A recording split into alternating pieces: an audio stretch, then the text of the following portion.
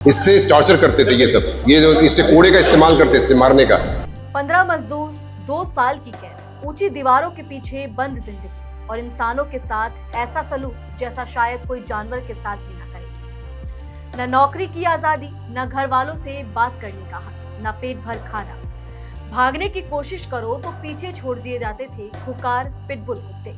आवाज उठाओ तो लाठियां बरसती थी, विरोध करो तो कोड़े पड़ते थे। और ये सब किसी जंगल में नहीं बल्कि उत्तर प्रदेश के मुजफ्फरनगर में चल रही एक फैक्ट्री के अंदर हो रहा था। सोचिए, कोई युवक घर से निकले इस उम्मीद से कि नौकरी मिले, परिवार की गरीबी दूर होगी, माँ बाप की जिंदगी बेहतर होगी। लेकिन जिस नौकरी को वह अपनी किस्मत समझ रहा था वही उसके लिए जेल बन जाए तो उस इंसान पर क्या गुजरती होगी। आज के इस वीडियो में हम इन्हीं तमाम सवालों पर बात करेंगे और उस खुलासे पर बात करेंगे जो मुजफ्फरनगर से निकलकर सामने आ रही है। नमस्कार, मेरा नाम है नंदिनी सोनी और आप देख रहे हैं द हिंदी टॉक। दरअसल उत्तर प्रदेश के मुजफ्फरनगर से सामने आई ये घटना सिर्फ बंधुआ मजदूरी का मामला नहीं है बल्कि इंसानियत को शर्मसार कर देने वाली वो कहानी है। एक ऐसी कहानी जहां रोजगार के नाम पर लोगों को फंसाया गया, उनकी पहचान छीन ली गई, उनकी आजादी छीन ली गई और उन्हें कैदियों की तरह रहने पर मजबूर कर दिया गया। दरअसल श्रम विभाग और जिला प्रशासन की संयुक्त टीम ने जिले की एक झोला बनाने वाली फैक्ट्री में छापेमारी कर 13 मजदूरों को मुक्त कराया है।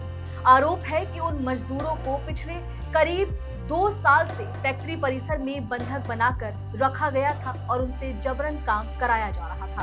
हैरानी की बात यह है कि यह पूरा मामला तब सामने आया जब एक मजदूर किसी तरह अपनी जान जोखिम में डालकर वहां से भाग निकला। उसने पुलिस तक पहुंचकर जो कहानी सुनाई, उसे सुनकर अधिकारियों के भी होश उड़ गए। जी, कहाँ के रहने वाले हैं? मैं यूपी सीतापुर से हूँ। हाँ, क्या हुआ आपके साथ? हमारे साथ में झूठ सच बोल करके हमको पैसे का लालच देके हमको बुला लाया गया अम्बाला से। बोलो हम 12,000 रुपये महीना देंगे, 3 टाइम चाय, 3 टाइम खाना। नया चाय मिलता था, न खाना मिलता, चोकर की रोटी मिलती, 24 घंटा बाद वो भी नमक रोटी मिलता था। अच्छा, कोई पैसा नहीं है, कोई चीज नहीं मिलती।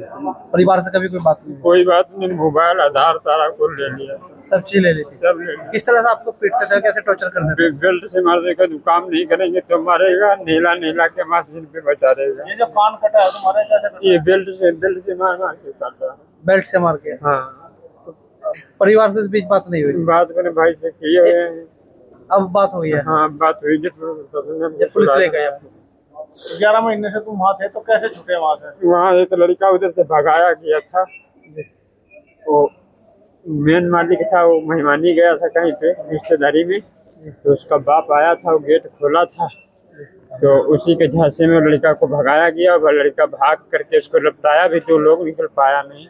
वो आकर के थाना रुका, वो बेचारा ने हमको छुड़वाया, तो पुलिस ने उनको प्रशासन को एक कुत्ता भी वहाँ पर रखा था? एक नहीं, 2 हैं जी। 2 कुत्ते हैं? ये गेट के बाहर रहता है, गेट के अंदर रहता अच्छा, जो अगर भागते तो अटैक करते थे? है। हाँ, बहुत खतरनाक है। इसके बाद फैक्ट्री पर छापा मारा गया और अंदर जो हालात मिले उन्होंने कई बड़े सवाल खड़े कर दिए। मजदूरों का आरोप है कि उन्हें अच्छी सैलरी, रहने खाने की सुविधा और बेहतर भविष्य का सपना दिखाकर यहाँ लाया गया था। कोई बिहार से आया था, कोई झारखंड से, कोई राजस्थान से तो कोई नेपाल से। सभी को लगा था कि अब जिंदगी बदल जाएगी, लेकिन फैक्ट्री पहुंचते ही उनके मोबाइल फोन छीन लिए गए, आधार कार्ड अपने कब्जे में ले लिए गए और बाहरी दुनिया से उनका हर संपर्क खत्म कर दिया गया था। यानी नौकरी के नाम पर बुलाए गए लोग देखते ही देखते कैदी बन गए। पीड़ित मजदूरों के मुताबिक फैक्ट्री के चारों ओर ऊंची दीवारें थी और वहां से भागना लगभग नामुमकिन था।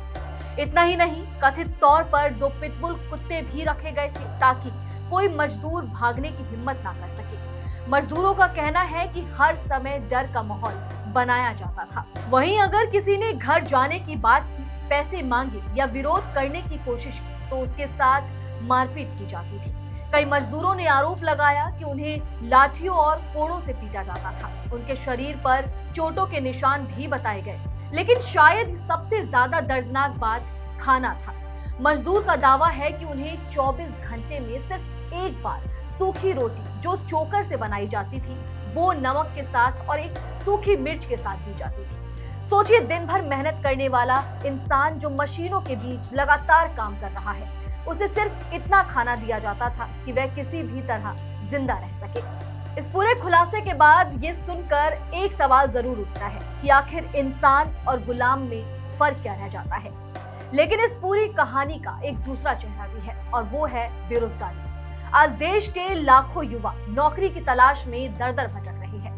गांव में रोजगार नहीं है, छोटे शहरों में अवसर सीमित है। ऐसे में जब कोई आकर कहता है कि महीने के 20 से 25 हजार रुपए मिलेंगे, रहने खाने की सुविधा मिलेगी और जिंदगी बदल जाएगी, तो लोग उसकी बातों में आ जाते हैं, क्योंकि गरीब आदमी के पास सपने देखने के अलावा और होता ही क्या है।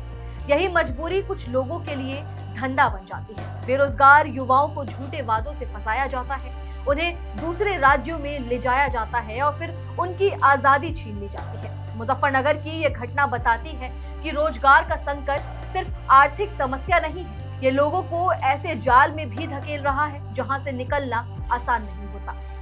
फिलहाल पुलिस इस पूरे मामले में 2 आरोपियों शिवम त्यागी और प्रदीप बालियान को गिरफ्तार कर लिया है। जांच जारी है और ये पता लगाया जा रहा है कि इस पूरे नेटवर्क में और कौन-कौन लोग शामिल हैं। लेकिन सवाल सिर्फ इतना नहीं है कि आरोपी कब सजा पाएंगे। सवाल ये है कि अगर वह मजदूर भागकर पुलिस तक नहीं पहुंचता, तो क्या ये 13 लोग आज भी उसी फैक्ट्री में कैद रहते?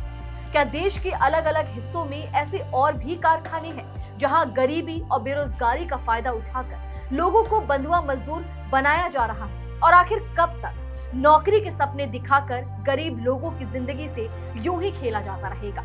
क्योंकि किसी भी सभ्य समाज में मजदूर सिर्फ मशीन चलाने वाला हाथ नहीं होता, वह किसी माँ का बेटा होता है, किसी पत्नी का पति होता है, किसी बच्चे का पिता होता है। और जब किसी इंसान से उसकी आजादी छीन ली जाती है, तो सिर्फ उसका नहीं बल्कि पूरे परिवार का जीवन कैद हो जाता है।